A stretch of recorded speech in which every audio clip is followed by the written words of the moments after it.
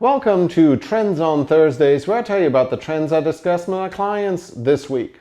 This week I'll talk about web chat, video, geofencing, and Google fumbling. First up, 89% of consumers would like to connect to businesses through mobile messaging. Whether it's a website chat or a Facebook Messenger conversation, many times customers want to feel like they are being heard or they will move on to the next vendor. Of course, it's not easy for the business, seeing that almost half of all chat leads come in outside of normal business hours. But here's where it gets interesting. After only 3 purposeful texts, customers are over 300 times more likely to convert. I've had a few clients that try to bring the web chat option in-house, but the problem is, of course, that it's a whole lot harder than it sounds. There's a lot of times without any activity, and then 2 web chats come in at the same time and you only have 1 operator. Or the chat comes in on a Sunday, in the middle of the night, in Spanish, who knows? Smaller businesses are typically just not ready for the logistical challenges that come with providing a live chat feature on their website or via Facebook. We just connected several clients with a live chat company over the last month, and the process works much easier now. We have a team of operators, not bots, that ask questions and get the story for the customer, and then the lead is emailed or provided via a secured portal for staff to react. We even send a text message to let the client know that there is a lead waiting. Next up, video statistics are truly amazing. 85% of US internet audience watches online videos. Not all of them are cats freaking out over cucumbers, even though I suspect that it's probably a significant percentage of the 10 million Snapchat videos that are being watched every day. I'm kidding. Not that it matters to marketers as long as users also watch the ads between the videos. Video on landing pages can increase conversion by up to 80%, which is probably why 87% of marketers use it. Anyways, videos on social also outperform text and image posts combined by a factor 12. So if you're on Facebook, LinkedIn, Instagram, or Twitter, which you presumably are, seeing you're watching this somehow, you should drop everything and start creating content. Wait, not until after this video.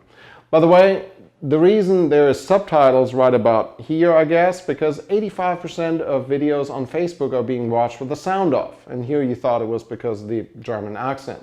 Also, best engaging length of a video is about 2 minutes. So thank you for sticking with me for 5 minutes twice a week.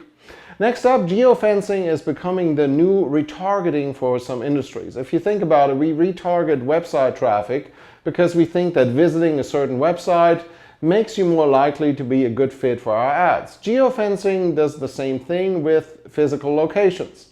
We just executed a campaign for a client that targeted the footprint of a recent convention to send attendees ads, and the results were, well, astounding. The concept is simple. We target ads based on where a user is or has been. I can usually make some pretty decent assumptions about what people are doing in their lives from where they are, whether it's a convention or the county jail. If I geofence a jail, I can probably get a criminal defense attorney some pretty decent business, if the bar permits it anyways.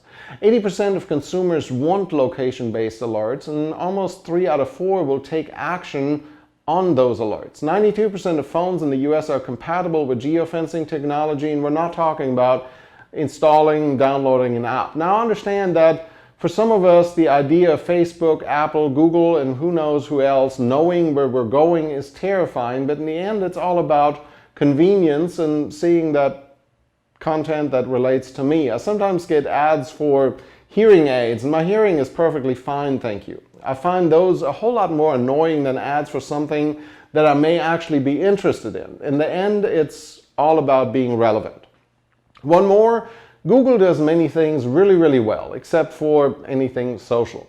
As you may remember, Google Plus is finally dead and gone, even though the remnants are still floating around in the Googleverse out there. And for example, I still run into some info from my Google Plus account on YouTube. But a new Google social network is being tested in New York called Shoelace, which makes me think it will tank just because the name sounds weird. Hey, catch me on Shoelace, whatever. Anyways, now YouTube is doing away with their messaging component that most people never really paid attention to if they even know it existed. According to a message in the YouTube app, that feature will be phased out starting in September, with some features going away before that. Speaking of messaging, Facebook is also killing Facebook group chats, another name that kind of predicted the feasibility of the product. You were able to have a group chat for people in the Facebook group, and it never really made a whole lot of sense. All of this tells us that even the powers that be at Google and Facebook struggle with trying to figure out what works and what doesn't, and more importantly, what the next big thing might be.